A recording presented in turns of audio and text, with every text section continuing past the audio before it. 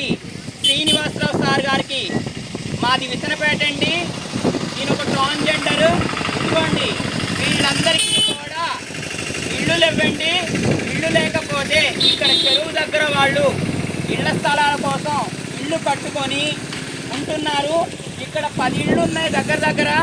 ఈ 10 ఇళ్లల్లో అన్నీ కూడా వాళ్ళు చేతనైనంత వరకు కూడా ఇళ్ళు కట్టుకొని వాళ్ళకు సమకూర్చిన సామాను కూడా పెట్టుకున్నారు. అయితే ఒక నోటీస్ పంపించారు.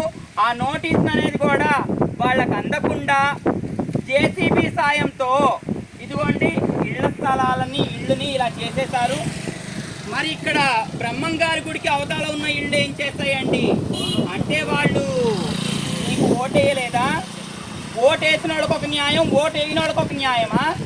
ఇదేనా మీ హయాంలో జరిగే న్యాయము? ఇది మాకేంటో మీరు ఒకసారి చెప్తారని కోరుకుంటున్నామండి.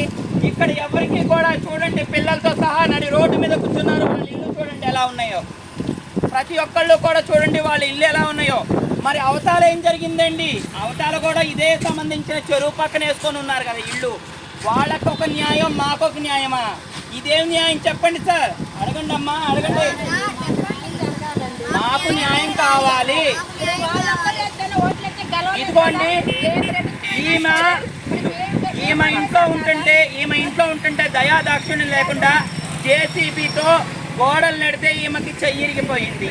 మాకు నష్టపరిహారం చేయించండి దయచేసి, మాకు అనేది పక్కా ఇళ్ళు ఇప్పిస్తారని కోరుకుంటున్నామండి.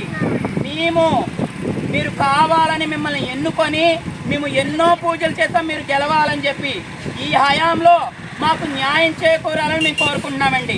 మేమేమన్నా తప్పుగా మాట్లాడుంటే దయించి మమ్మల్ని క్షమించండి.